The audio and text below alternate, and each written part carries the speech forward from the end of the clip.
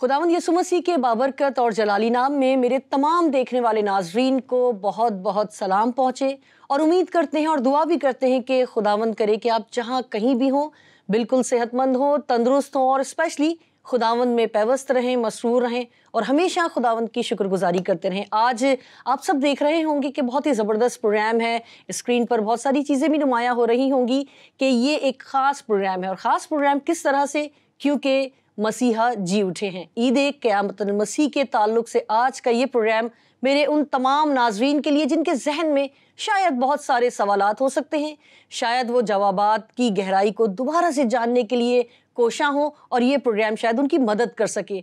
और कुछ ऐसे भी होंगे जिन्हें सब कुछ पता होगा मगर ये प्रोग्राम उनके लिए बाइसे बरकत ठहरेगा। इसी दुआ के साथ कि ये प्रोग्राम आपके लिए तो बाइसे बरकत ठहरे ही, आपके तमाम ख़ानदान के लिए, आपके उन तमाम साथियों के लिए जिनके जहन में कोई भी उलझन है, मुश्किल है, परेशानी है, खुदावंद करे कि ये प्रोग्राम उनकी तमाम उलझनों का सलूशन बन सके।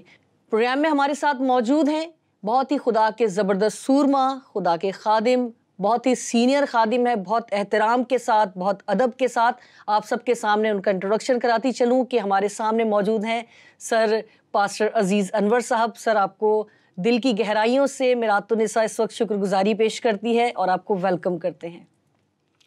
बहुत शुक्रिया, आपने इस खूबसूरत और इंतहाई अहम प्रोग्राम के लिए मुझे मदऊ किया और एक अजीम सच्चाई पर खुदा के कलाम की बातों को, शहादतों को पेश करने का वक्त दिया, जिसके लिए मैं आपका, आपके अदारे का और प्रोग्राम की पूरी टीम का शुक्रिया अदा करता हूँ। Thank you sir, thank you so much. नाजरीन, प्रोग्राम में आगे बढ़ने से पहले जिस तरह से आप सब मेरे नाजरीन जानते हैं कि हम सवाल जो है अपने स्पीकर से पेश करते हैं, तो आज सवाल की सूरत में एक खुदावंद के पाक कलाम में से आयत की मैं तिलावत करूँगी, उसके बाद फिर हम प्रोग्राम को आगे बढ़ाएंगे।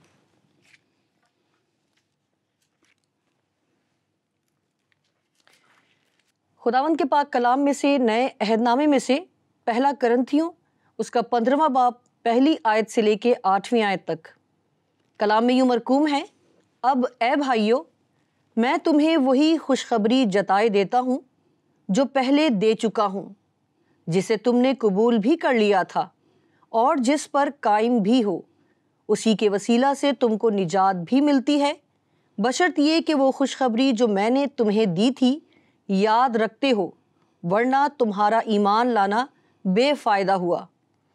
चुनाचा मैंने सबसे पहले तुमको वही बात पहुंचा दी जो मुझे पहुंची थी कि मसीह किताब मुक़द्दस के मुताबिक हमारे गुनाहों के लिए मुआ और दफन हुआ और तीसरे दिन किताब मुक़द्दस के मुताबिक जी उठा और कैफा को और उसके बाद उन 12 को दिखाई दिया, फिर 500 से ज़्यादा भाइयों को एक साथ दिखाई दिया, जिनमें से अक्सर अब तक मौजूद हैं और बाज़ सो गए। फिर याकूब को दिखाई दिया, फिर सब रसूलों को और सबसे पीछे मुझको जो गोया अधूरे दिनों की पैदाइश हूँ दिखाई दिया। खुदावंद का पाक कलाम पढ़ा और सुना जाना हम सब के लिए बाइसे बरकत हो। जी सर, मैं चाहूँगी कि आप इस आयत के हवाले से अपनी गुफ्तगू जारी रखें। अभी जो हवाला हमने पाक कलाम में से पढ़ा है, कुरिन्थियों की कलीसिया के नाम पहला उसका ख़त, उसका 15वां बाब, उसकी 3री और 4थी आयत मैं दोबारा पढ़ूँगा। जी जी। वहाँ लिखा है कि ये सबसे पहले तुमको वही बात पहुँचा दी जो मुझे पहुँची थी कि मसीह किताब मुक़द्दस के मुताबिक हमारे गुनाहों के लिए मुआ और दफन हुआ और तीसरे दिन किताब मुक़द्दस के मुताबिक जी उठा। ये वो 2 आयात हैं जो मुक़द्दस पौलुस बड़ी शद्दोबत के साथ कुरिन्थस के लोगों को लिखता है। कुरिन्थस एक ऐसा शहर था जिसके तीनों अतराफ पर समंदर की खाड़ियाँ थी और एक साइड पर उसका खुश्की का रास्ता था जिससे यूरोप और सारी दुनिया के साथ कुरिन्थस तजारत करता था। कुरिन्थस की جو آبادی تھی اس کی اکثریت سونار نہیں تھے، ان کو نیارے کہا جاتا ہے، کیونکہ وہ جو کھاڑیاں ہیں 3 طرف سے، ان کھاڑیوں میں جو پانی سمندر سے آتا تھا اس میں سونے کے زیورات ہوتے تھے، جس کو وہ چھانتے تھے اور پھر سونا اکٹھا کرتے تھے۔ اسی لیے کرنتھس کا جو لغوی معنی ہے وہ ہے زیور، کیونکہ جب کسی شخص کو سورج کی کرنیں کرنتھس شہر کی سڑکوں پر پھر پڑتی ہوئی ملتی تھی تو وہ اس کو ایسے لگتا تھا کہ جیسے وہ کسی سونے کے شہر میں آ گیا ہے۔ اور یہاں مقدس پالوس نے جب کلیسیا کو قائم کیا تو یہاں ایک زبردست کلیسیا قائم ہوئی، اور پھر وقت کے ساتھ اس کلیسیا میں کچھ ایسے اساتذہ، ایک ایسے معلم پیدا ہو گئے جو کہ دوکیت کے نام پر یا کنوتیت کے نام پر ایک کسی بدعت کا آغاز کرتے تھے، اور وہ آغاز یہ کرتے تھے یا لوگوں میں یہ بات پھیلاتے تھے کہ مسیح خداوند خدا ہے تو پھر خدا مر نہیں سکتا، اور اگر وہ انسان ہے تو پھر وہ خدا نہیں ہو سکتا، اور یہ باسلید اس کا بانی تھا، اور جو پہلی یا دوسری صدی کے بعد پھر اس کا کبھی ذکر نہیں ہوا۔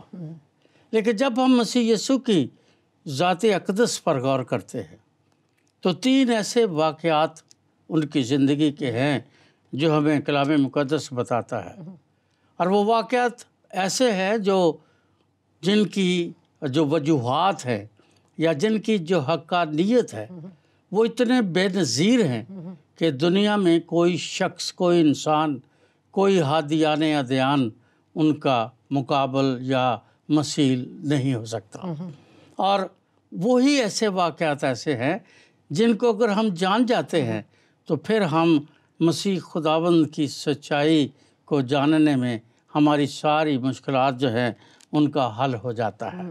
سب سے پہلی بات تو یہ ہے کہ ان کا مقدسہ مریم سے جو تجسم ہے، یا جسے ہم عرف عام میں مسیحی تجسم الہی کے نام سے یاد کرتے ہیں، جب ہم اس کو تجسم الہی کے نام سے یاد کرتے ہیں تو پھر اس کا مقصد یہ ہے کہ وہ پیدا ہوا اور انسان بن گیا، لیکن اس کے پیدا ہونے اور انسان بننے کا مقصد کیا تھا وہ ہمیں وہاں نظر آتا ہے۔ جب مقدس یوسف کے پاس فرشتہ آیا تو اس نے اسے کہا، اے یوسف ابن داؤد، اپنی بیوی مریم کو اپنے ہاں لے آنے سے نہ ڈر۔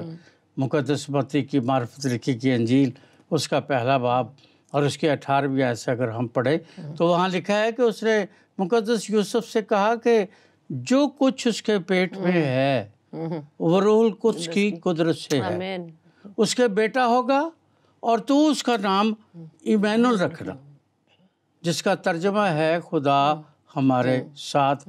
متی کے انجیل کے 1 باب کی 21، 22 اور 23 آیت میں ہے۔ یہاں یہ ترجمہ جو ہے میری نظر میں یا خدا کے کلام کے جو طالب علم ہیں ان کی نظر میں یہ ترجمہ کوئی اتنا جامع نہیں ہے۔ اس کا صحیح ترجمہ یہ ہے، خدا ہمارے ساتھ نہیں، خدا ہمارے اندر۔ آمین آمین۔ اور چونکہ خدا ہمارے اندر ہے اس لیے مسیح یسوع نے کہا کہ خدا کی بادشاہی اب آ نہیں جائے گی بلکہ تمہارے اندر ہے اور تمہارے درمیان ہے۔ یہ ان کے تجسم کا مقصد تھا۔ لیکن سوال یہ ہے کہ اگر وہ ان کے گناہوں سے نجات دے گا تو اس کا مطلب یہ ہے کہ نجات کا ایک ہی طریقہ جو توریت میں یا شریعت میں ہے وہ یہ ہے کہ وہ مر گیا اور خون کے بدلے خون اور جان کے بدلے جان، جو اصول ہے، جو قانون ہے خدا کا، اس کے مطابق وہ مر جائے اور اپنی جان بتیروں کے لیے فدیہ میں دے۔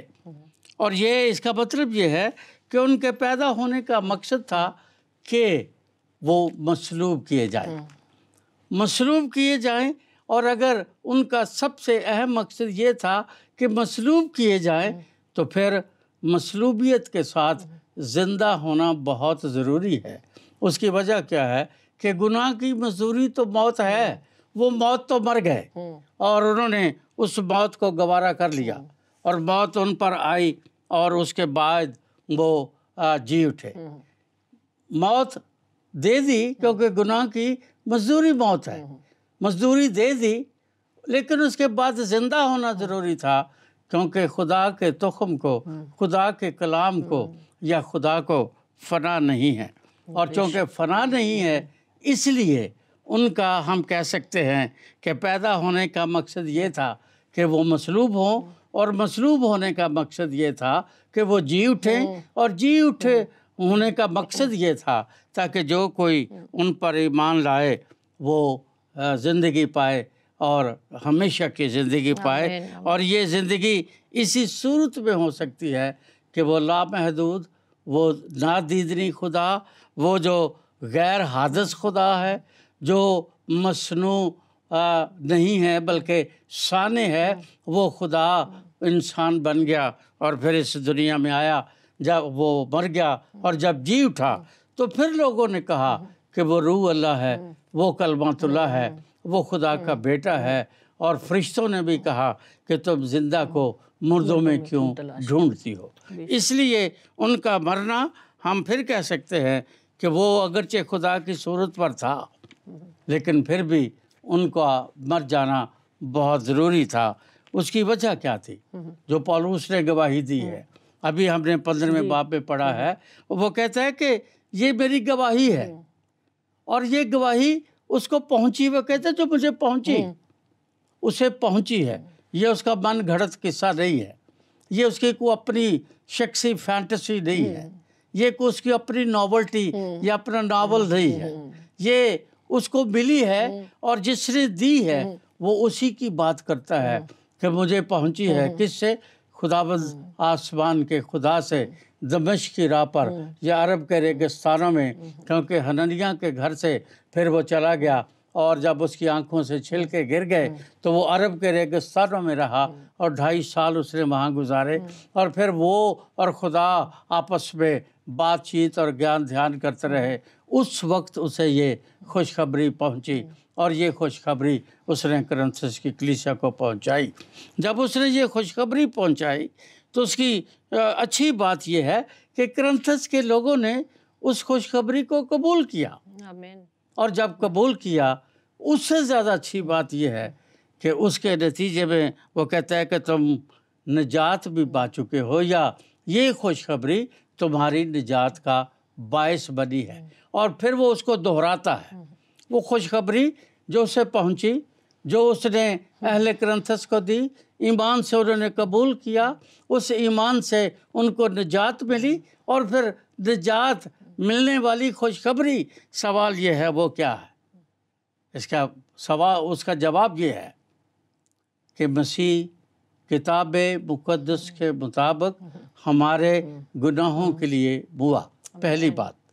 دوسری بات، وہ ہمارے گناہوں کے لیے ہوا اور دفن ہوا۔ تیسری بات، نہ صرف دفن ہوا بلکہ لکھا ہے کہ کتاب مقدس کے مطابق مردوں میں سے جی اٹھا۔ اور پھر ایک فہرست ہے جو کہ کن کن لوگوں کو بعد میں زندہ ہونے کے بعد وہ نظر آیا، اور یہی قیامت المسیح، یہی اس کا جی اٹھنا، یہی عید سعید جو ہے، یہ آج دنیا کے 40% سے زیادہ انسانوں یعنی مسیحوں کا ایک عالمگیر عقیدہ ہے۔ لیکن افسوس یہ ہے کہ جب ہم اس عقیدے پر غور کرتے ہیں تو بہت سارے لوگ بہت سارے ابہام کا شکار ہیں، حالانکہ ان کے جی اٹھنے، ان کی مصلوبیت، ان کی تسلیم، ان کے دفن ہونے، ایک ایک چیز کے گواہ اس وقت بھی موجود تھے، اور آج بھی ویٹیکن میں اور برٹش میوزیم میں وہ تمام چیزیں گواہی کے طور پر موجود ہیں، اور جن کو جو لوگ دیکھتے ہیں پھر ان کے ایمان میں پختگی اور تازگی آتی ہے۔ جب ہم اس کے چشمدید گواہوں کی بات کرتے ہیں تو چشمدید گواہ کوئی عام لوگ نہیں ہیں۔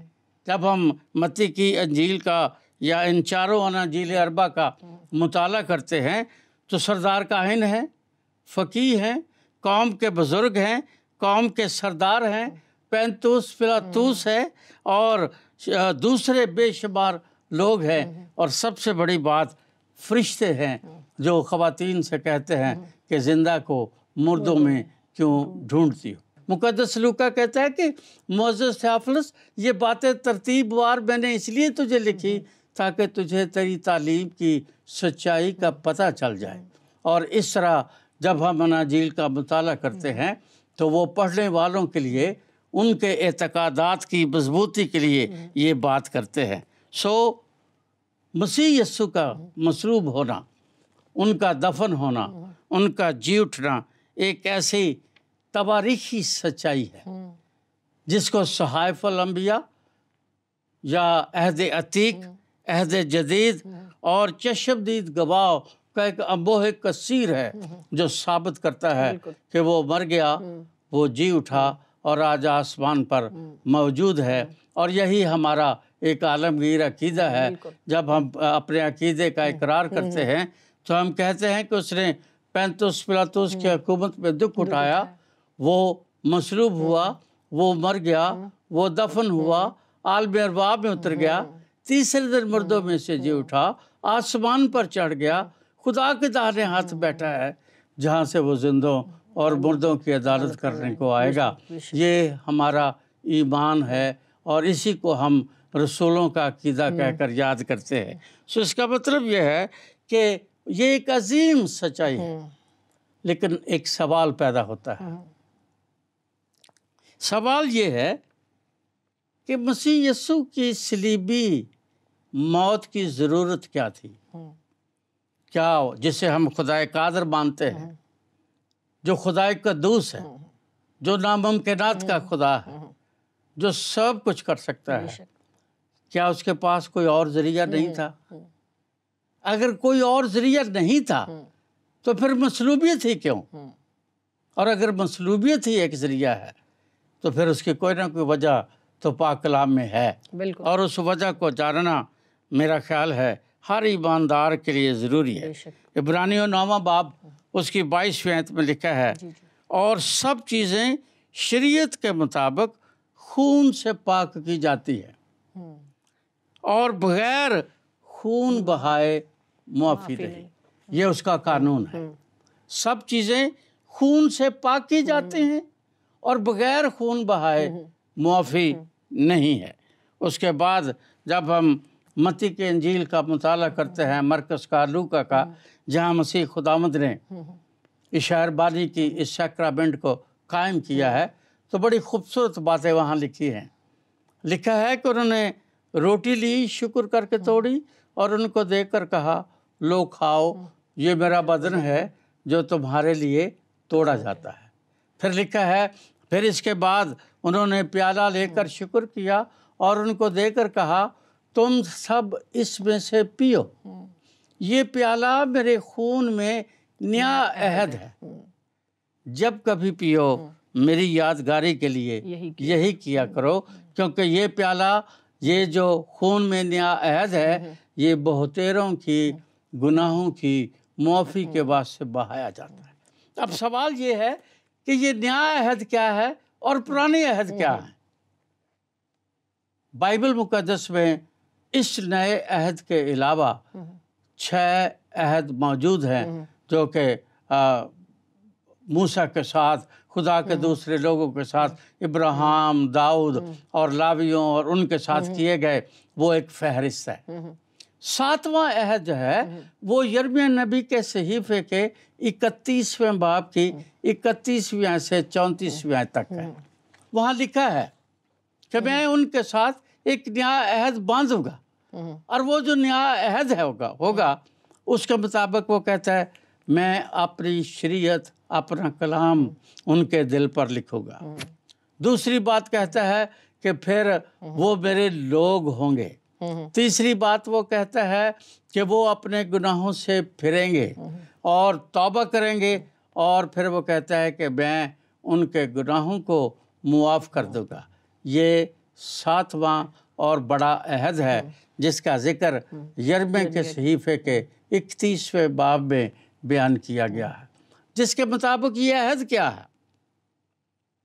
جو مسیح یسوع نے جب پیالہ دیا تو کہا یہ پیالہ میرے خون میں نیا عہد ہے جو بہتیروں کے گناہوں کی معافی کے واسطے مسیح یسوع سے تقریباً 700 سال پہلے یرمیاہ کی معرفت یہ عہد درج کر دیا گیا، اور پھر اس عہد کو یہودی کو آپ نے پڑھا ضرور، جانا ضرور، پر مسیح خداوند نے اس بالا خانہ پر اشارہ باری کے وقت یہ عہد ان کو یاد دلایا کہ یہ عہد وہاں لکھا ہے۔ اور وہ عہد کیا ہے؟ یہ میرا خون بہتیروں کی گناہوں کی معافی کے واسطے بہایا جاتا ہے۔ عبرانیوں کے خط کا مصنف کہتا ہے بغیر خون بہائے معافی نہیں۔ پھر مقدس پطرس اپنے خط میں، پہلے خط میں کہتے ہیں کہ یہ میرا وہ عہد کا خون ہے جو بہتیروں کے گناہوں کی معافی کے واسطے بہایا گیا ہے۔ اس لیے مقدس پطرس کہتے ہیں ہماری خلاصی فانی چیزوں سے نہیں بلکہ سونے اور چاندی سے ہوئی ہے، جو کہ سونے چاندی سے کہیں زیادہ اہم اور قیمتی ہے۔ اور پھر یشایہ کہتا ہے وہ ہماری خطاؤں کے سبب گھائل کیا گیا اور اس کے مار کھانے سے ہم نے شفا پائی، اس کی جان کی قربانی گناہ کی قربانی کے طور پر گزرانی جائے گی۔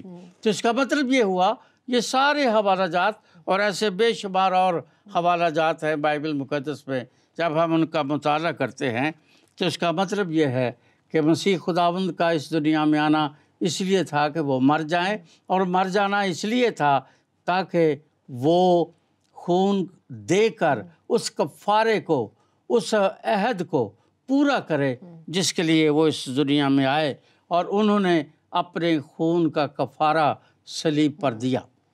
کفارہ جو ہے یہ بیٹا عربی زبان کا لفظ ہے، اسے ہم اردو میں استعمال کرتے ہیں، اس کو انگلش میں اٹونمنٹ کہتے ہیں۔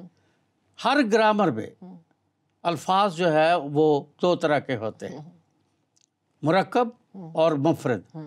مفرد جو لفظ ہوتا ہے وہ بالکل اپنی حیثیت میں، معنوں میں بالکل انڈیجنس ہوتا ہے اور کسی کے ساتھ نہیں ملتا، لیکن جب اس کے ساتھ کوئی لفظ ملا دیا جاتا ہے تو پھر اس کے معنی بدل جاتے ہیں۔ جیسے لفظ دل ہے، اب یہ مفرد ہے، اب اس سے درد دل کہہ دیں گے تو معنی بدل جائیں گے، اور اگر اس کو دل دوز کہہ دیں گے تو معنی بدل جائیں گے۔ اسی طرح کفارہ جو ہے یہ لفظ جو ہے یہ ایک ایسا لفظ ہے جس کو انگلش میں اٹونمنٹ میں نے کہا جاتا ہے، اور اٹونمنٹ جو ہے یہ 3 الفاظ کا مجموعہ ہے، ایٹ ون مینٹ۔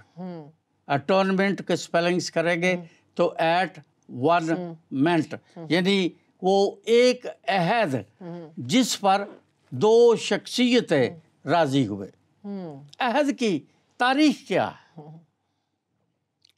توریت میں یا بائبل مقدس میں یہودیوں کے ہاں جب عہد کیا جاتا تھا 2 شخص کریں، 2 قبیلے کریں، 2 قومیں کریں، کوئی بھی کرے، ان کا طریقہ کار یہ تھا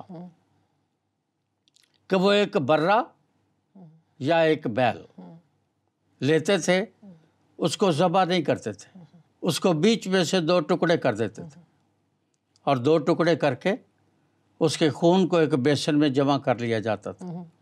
اس خون کی ایک لکیر بنائی جاتی تھی، اس پر دونوں لوگ کھڑے ہو جاتے تھے، دونوں خاندان، دونوں قبائل کھڑے ہو جاتے تھے۔ شرائط پڑھنے والا شرائط پڑھ کر سناتا تھا، اور ہر شرط پر وہ دونوں کہتے تھے آمین، اور جب آمین کہنے کے بعد وہ شرائط ختم ہو جاتی تھی تو پھر عہد مکمل ہو جاتا تھا، اور پھر اس کے بعد نمکین چیزوں کی ضیافت کی جاتی تھی۔ یہ عہد ہے۔ اب یہ عہد جو ہے، یہ کفارہ جو ہے، 2 شخصیتوں کے درمیان عہد ہے، یا 2 لوگ ایک منٹ پر، ایک عہد پر، ایک فیصلے پر متفق ہے۔ اور وہ فیصلہ کیا ہے؟ وہ فیصلہ یہ ہے، وہ عہد یہ ہے کہ پس اب جو مسیح یسوع میں ہے اس پر سزا کا حکم نہیں ہے، تاکہ جو کوئی اس پر ایمان لائے ہلاک نہ ہو بلکہ ہمیشہ کی زندگی پائے، کیونکہ جس کے پاس بیٹا ہے اس کے پاس زندگی ہے، اور جس کے پاس خدا کا بیٹا نہیں اس کے پاس زندگی نہیں۔ یہ وہ اس کی شکیں ہیں، یہ اس عہد کی جو اس خون کی لکیر پر کھڑے ہو کر قائم کیا گیا۔ میں بتاؤں گا بعد میں کہ وہ شخصیتیں کیوں ہیں اور کیسی ہیں اور کیسے یہ عہد قائم کیا گیا، لیکن اس کی شرائط یہ تھی کہ جو اس برے کے لہو کو قبول کرتا ہے وہ ہلاک نہیں ہوتا بلکہ ہمیشہ کی زندگی پاتا ہے، اور اسی کو ہم کفارہ کہتے ہیں۔ گناہ کا افزانہ دینے کے لیے خدا کو آگے آنا پڑا۔ کیوں آنا پڑا؟ کیونکہ خدا دنیا سے محبت کرتا ہے۔ بے شک۔ کیوں محبت کرتا ہے؟ پوری تخلیق کائنات میں، پوری مخلوق میں کوئی مخلوق ایسی نہیں جو خدا کی شکل، صورت اور اس کی شبیہ پر تخلیق ہوئی ہو۔ چونکہ اس کی شکل اور صورت پر تخلیق ہوئی ہے، اس لیے وہ انسان بھی بن سکتا ہے اور انسان سے محبت بھی کر سکتا ہے، کیونکہ محبت کے اصول یہ ہے کہ محبت کے لیے دوسرا وجود چاہیے۔ اگر دوسرا وجود ویسا نہیں جیسا وہ ہے تو خدا نے آدم کے لیے کہا اس کا اکیلا رہنا اچھا نہیں۔ وہاں ایک بڑی خوبصورت بات خدا نے کہی، اور وہ یہ تھی، اس کی مانند میں ایک مددگار بناؤں گا۔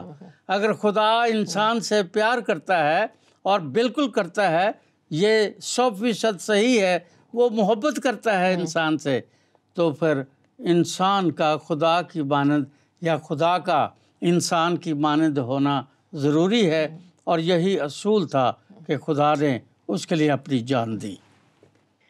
Thank you sir, thank you so much. ناظرین، پیاس ابھی بجھی نہیں ہے، تشنگی باقی ہے، اور یقیناً آپ سب بھی اس وقت بہت ہی خوشی کے ساتھ، شادمانی کے ساتھ اور تجسس کے ساتھ سوچ رہے ہوں گے کہ آگے بھی ابھی بہت کچھ ہے اور پروگرام کا وقت ختم ہو گیا ہے، مگر میں کہوں گی کہ ہمت نہ ہاریں، نا امید نہ ہو۔ اگلا پروگرام اسی کو ہی کنٹینیو کریں گے، کیونکہ بھی بہت ساری باتیں ہیں جس کو میں نے بھی سننا ہے اور برکت پانی، اور یقیناً میرے ناظرین بھی منتظر ہوں گے کہ اگلے پروگرام میں ہم بہت ساری خوبصورت اور کلام مقدس کی باتیں اپنے سر عزیز انور کے ساتھ مل کر سننے والے ہوں گے۔ اسی دعا کے ساتھ اجازت دیجیے اور ہمیں اپنی دعاؤں میں یاد رکھیے گا۔ خدا حافظ۔